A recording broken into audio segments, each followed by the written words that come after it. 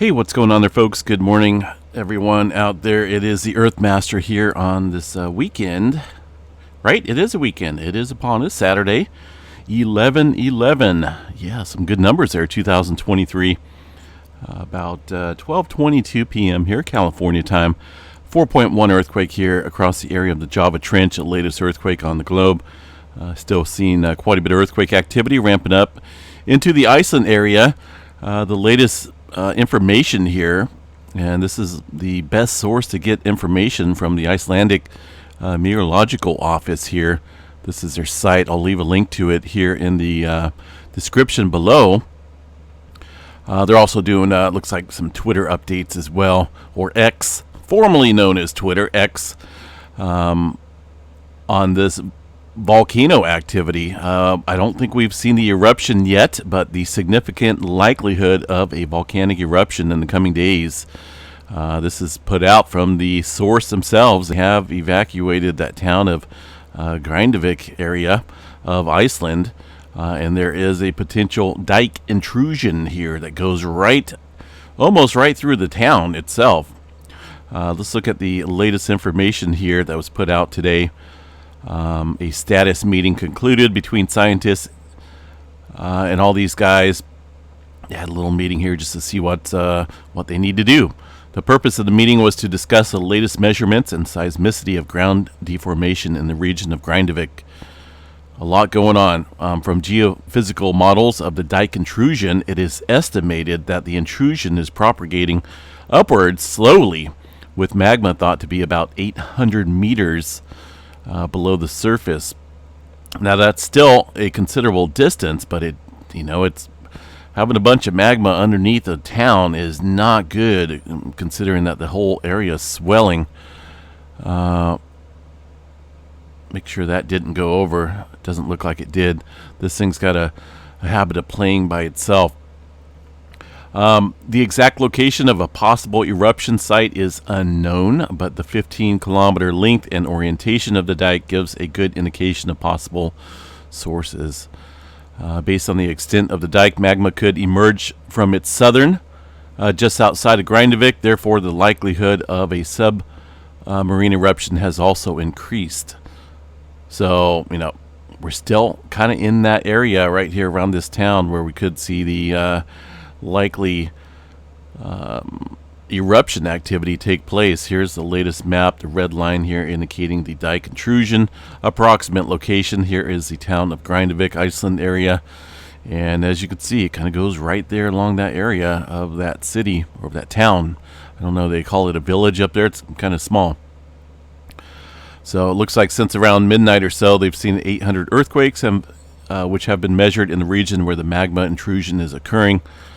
Earthquake activity has diminished slightly, but it remains high, right? Compared to the past, a couple days here, we've seen some numbers up in the 1,000 range and above this 800 number mark. So still kind of just there. We haven't seen an eruption yet, but it's getting close.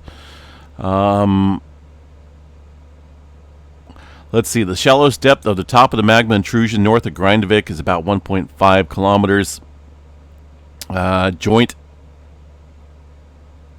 interpretation of the ground and satellite measurements indicate that the size of the magma intrusion and the rate at which it is moving are several times larger than have been measured.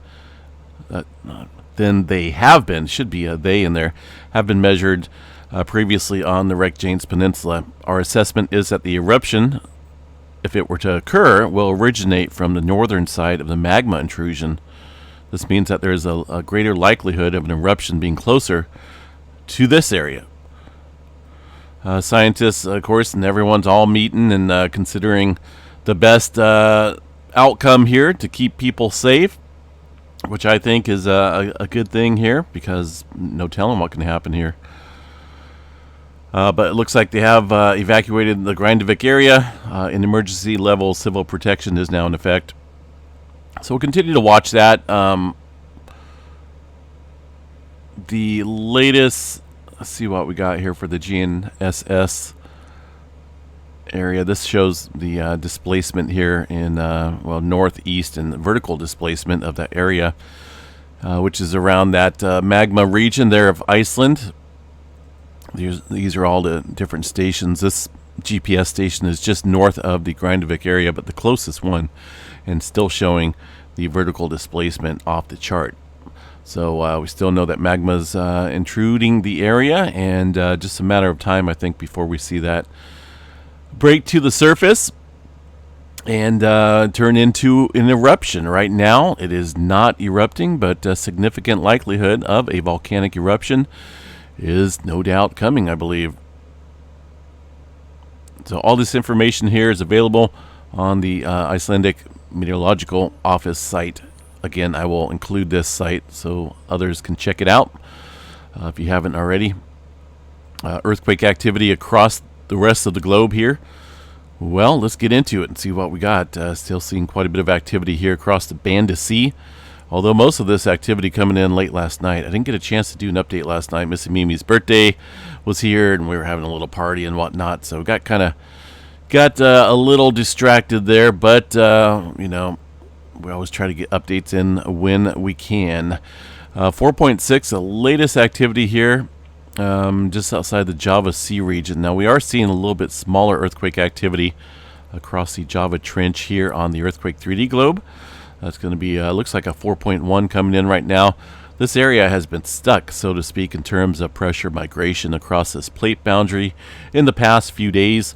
Looks like we are starting to see that migration, though, break through this area, build up enough strain and stress to see further earthquake activity across that plate boundary. And definitely there has been quite a bit here in the area of the Band of Sea in the last few days. We're talking about some good-sized earthquake activity cluttered here in this region, including, well, a 7.1 and a couple other 6s in there as well. So a lot of stress been building up here in areas westward along this plate boundary. Even though we see earthquake activity out here, that strain of momentum, that pressure momentum tends to work its way around the plate boundary. And we'll watch this area around Sumatra and the Java Trench here today for some further movement. It's showing signs right now, but I think we'll see a little bit more throughout the day today. Also, some deeper movement quakes happening just to the west of that area in the Band of Sea, west of the Band of Sea. Areas around the Vanuatu area. Let's see what we got going on here. South of Port Vila. Well, actually just outside the Port Vila area. 5.5 earlier this morning. That earthquake coming in relatively shallow. Deeper movement quakes back over here into the Fiji area. 591 kilometers deep. So getting some deeper movement, some further strain, trying to stress that area. We'll watch that whole region there for some movement. Down in New Zealand area, looks like a couple smaller earthquakes there into the Kermadec Trench. And, yeah, so hopefully that stays that way. I know New Zealand's been kind of on the plate boundary here in between a bunch of different earthquake activity here in recent times with very minimal movement up here across the area. So, you know, it's similar to any other major plate boundary. When things get ready to go, I guess they will go. There's a couple different regions out here across New Zealand that are, you know, in geological terms, overdue in terms of earthquake activity. All right, what do we got up here across the Izu Trench? One little earthquake, it looks like. 4.9 USGS. EMSC reporting that, though, as a 5.2. So a little bit older scale, older movement here across the area of Japan southward along this plate boundary. A couple of these earthquakes from yesterday. Yeah, it looks like we got one more there just after midnight, 4.6. The area of the Kuril Kamchatka has calmed down here. Not a whole lot of earthquake activity up there right now. Where's that 4.8? I think this is a little over the 24-hour threshold, so I'm going to bring that back down a little bit. A lot of times when we see significant earthquake swarms like we were seeing here across the Iceland area yesterday, it tends to stretch out the amount of time here shown on the globe. So when it does come back down to normal, as far as the multitude of quakes, it puts us at like 36 hours or so on the globe. So have to adjust that accordingly. and make sure that we got the last 24 hours of earthquake activity up here on the globe. Don't want to keep it too cluttered. Looks like some movement up into the Alaska area overnight with a 4.5. We did see a pretty good series of earthquake activity out here in Northern California last night. I really wanted to cover this when it came in, but like I said, it was pretty busy. Yesterday, it all started off with a 3.1 up here off the coast of Oregon. Now, that is the Cascadia subduction zone. There's a couple other fault systems here that run at the surface, but this depth of this earthquake here, 29 kilometers deep, is indicative of the subduction zone here. So this is not taking place on these little fault systems up at the surface area. This earthquake took place where the strain builds, where the stress builds up here along the Cascadia subduction zone. So with this here and this activity we've seen following that movement, that was a good indicator that we had quite a bit of strain out here. And you know what else picked up yesterday? Well, the tremor. Let's go over there and check out the tremor here. The tremor map along the Cascadia subduction zone gives us a good indicator of how much regional strain's out here and also how much subduction's going on there across the North American plate. We had about 198 epicenters of tremor yesterday.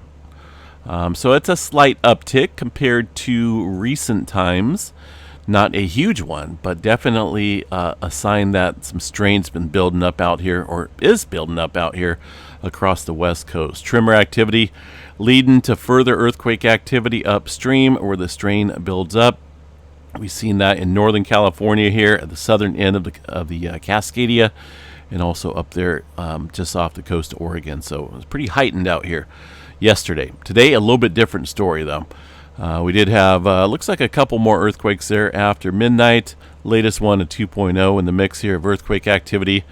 Originally, one of these quakes here came in as a 5.0, and then for a little bit they showed a couple 4.5s here, and then a couple 4.1s, and now it just looks like there was one earthquake, and that was followed up here by a couple smaller earthquakes here at the southern end of the Cascadia.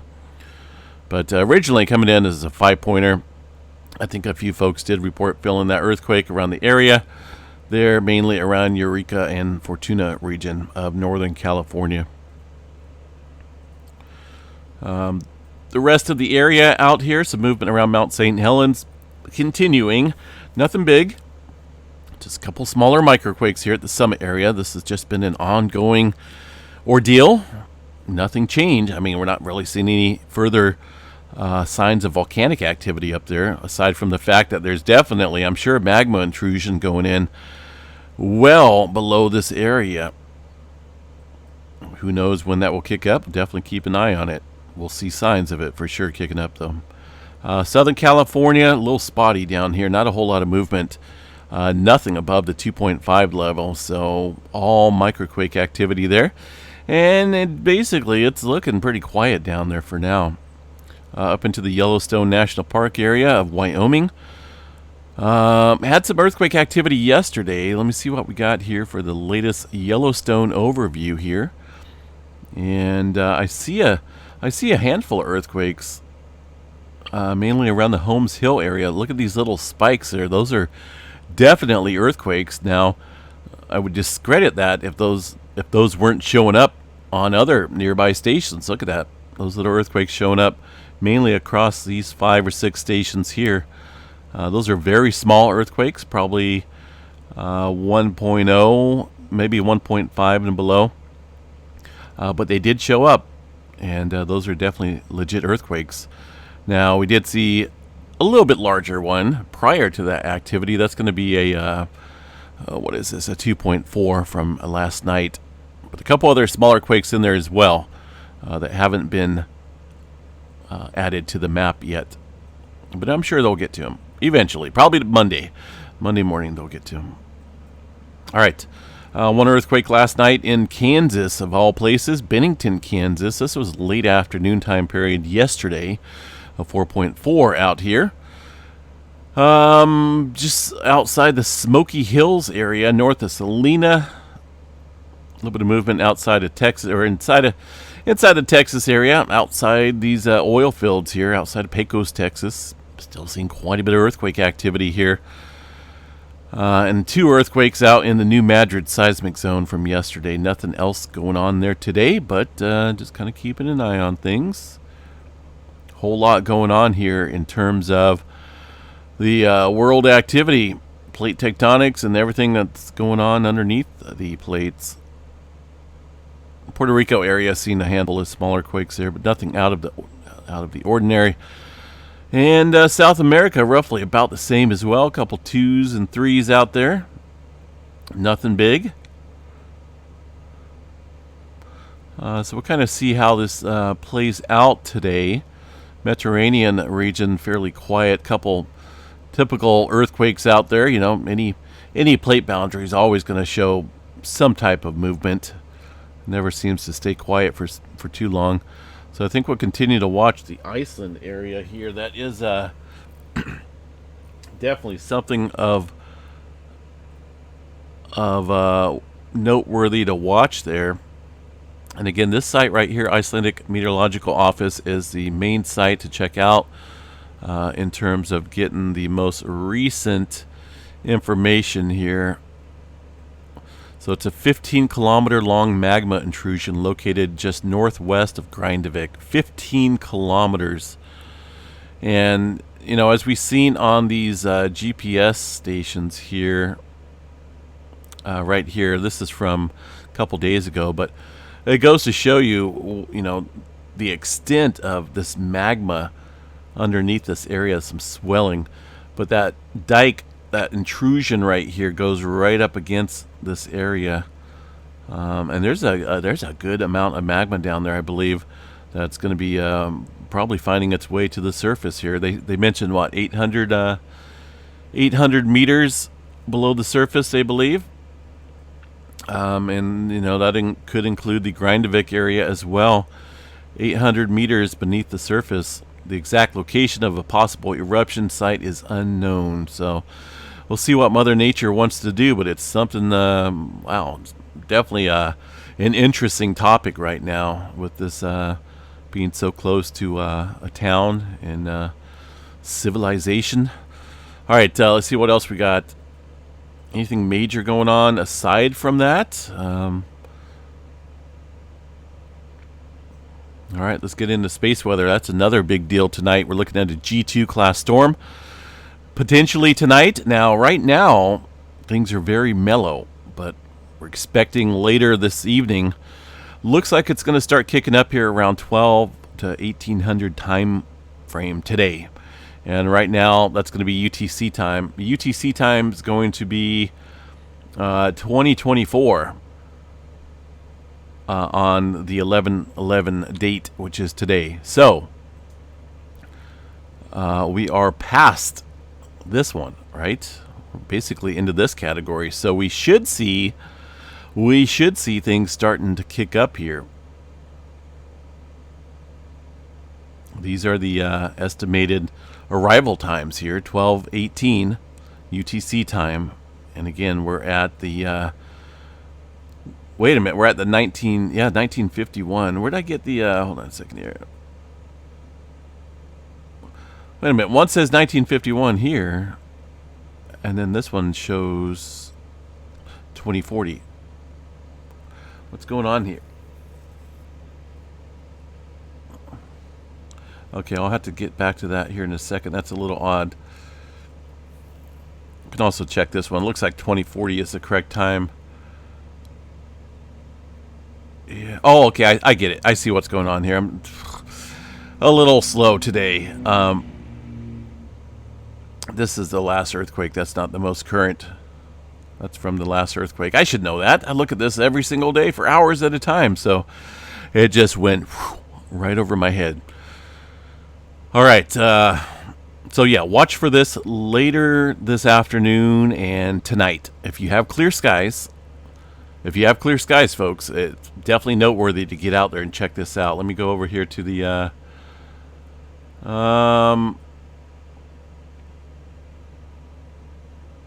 Space Weather Prediction Center.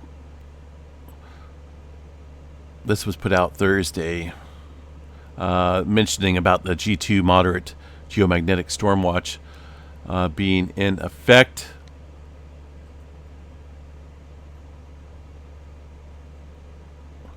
These guys still not showing any arrival of that. This is a KP index. We will definitely see a pretty sharp rise in the data. Right now, things are doesn't look like it's arrived. But on this little prediction, right, they do show that we are supposed to be hit with that CME. Notice that CME right there, just kind of. It gets us. It doesn't hit us full blast, but at least on one of these models, maybe shows a pretty good velocity rating right here. Not a huge one, but we should see this kick up later tonight. And a lot of people, the G2 class storm, so it's going to be fairly visible down into some of the northern tier states. Let me go back here to the solar ham.net website. And right now things are quiet, but this is supposed to kick up here a little bit. I think we'll see that G2 class storming category reach down into portions here of the northern tier states, maybe down into Nebraska area, Ohio, maybe portions of Oregon. We'll have to watch that and see if that kicks up any at all. But right now, there's definitely no signs of it that I can see, far as the arrival of any CME yet. But watch for that tonight. All right, we did have a little bit of flaring kicking up here. Let's see exactly where that is coming from. I'm betting it's this little sunspot region over here. From one of these two. Looks like a couple C flares kicked up here earlier this morning. Looks like maybe down here.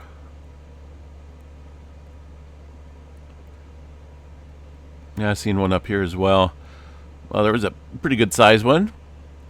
So let's see what we got. Things are kicking up a little bit here in the last 24 hours. Notice that chart peeking out here a little bit. And those are from a couple different sunspots here, 3483, which still looks fairly complex over here. This one down here looks like a couple of these are starting to gain a little bit of momentum in terms of complexity. Now that they're out of sight, well, not out of sight, but they're out of harm's way in terms of the Earth-directed view. So anything that does blast off here wouldn't be geo-effective. We're left with a whole bunch of nothingness out here, so just weird, really weird how these things want to pick up once they're away from Earth. Right now, 95% chance for C flare. M flare has been elevated to about 35% chance, with X flare elevated as well, around 5% chance, and that is due to the growing complexity within these sunspot cores. There they are. But again, any subsequent CME would not be Earth directed, with those being in that position over there, way out on the western limb. So tonight, folks, well, yeah, I was going to check out cloud cover, see what we got for cloud cover. And then we'll get to the storming out here in a little bit. I wonder if it's a windy site that's kind of messed up here. It might just be my browser. I don't know. There's some weird stuff going on here recently on this end.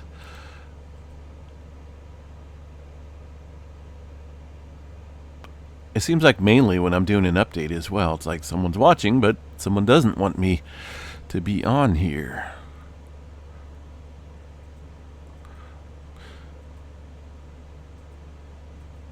Too many windows open, too many windows open. Not a good thing to do.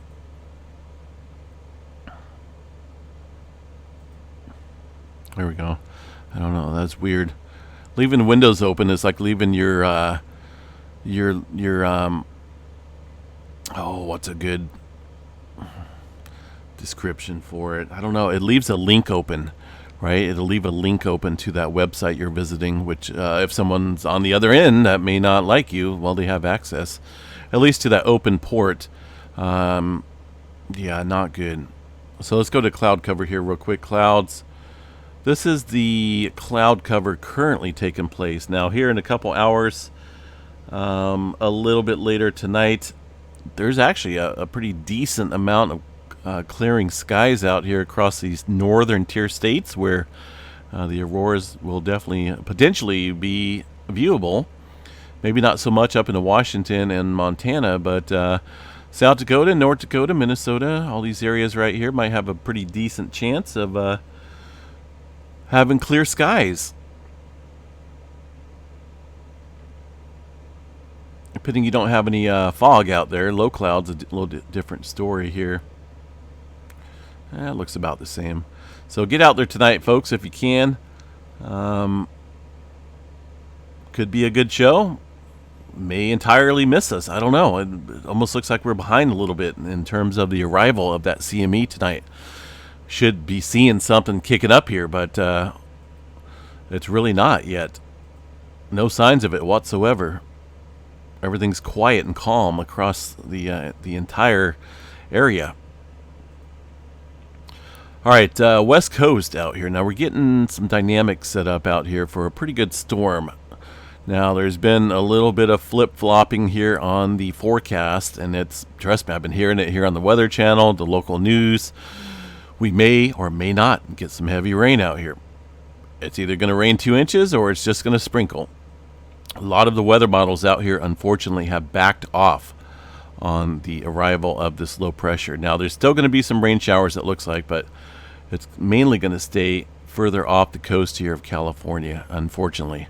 That means less rainfall, precipitation there, and that's unfortunate because this had the potential to sit here and spin up a bunch of moisture right over California, but now just the Pacific Ocean's going to get it. So that rainfall accumulation out here is going to be quite minimal from these storm systems here. And that goes through Friday. A couple of nights ago when we were checking this, all this heavy precipitation was parked right over here. And I had a barbecue planned and everything for these days. Now, I don't know if I want to barbecue because it's just a normal day with no rain. Maybe a couple sprinkles, but very minimal. So that's unfortunate here that is parked way off into the Pacific Ocean like that. Again, we'll still get a little bit of rainfall, but not much. And that is a GFS model. If I were to check out the European model, that's a European model right here. These guys are saying, well, we might get a little bit more in here. Yeah, this model is a little bit more aggressive than the GFS model. Watch this here real quick. Put this into motion. So beginning Monday, this is Tuesday, get a little bit of rain there. Wednesday a little bit. I kind of like that. I mean, that's still decent. I'll go with this model. The low pressure, notice, is a little bit closer to the West Coast area. So, yeah. The question is, which one's going to be right? GFS or the European model there? Either way, it's one of those things, right, where you have to just see what Mother Nature wants to hand out. All right, what do we got for some severe weather? Anything going on? Nothing. Zero over the next couple days.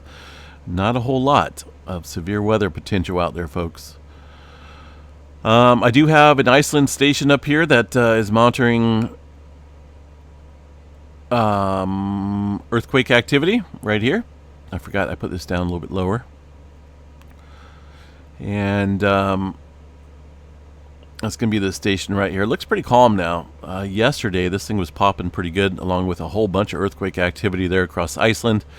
Just a temporary pause, folks. But good possibility this could definitely come back with a vengeance. But magma is definitely sitting below the surface there. They mentioned about 800 meters or so.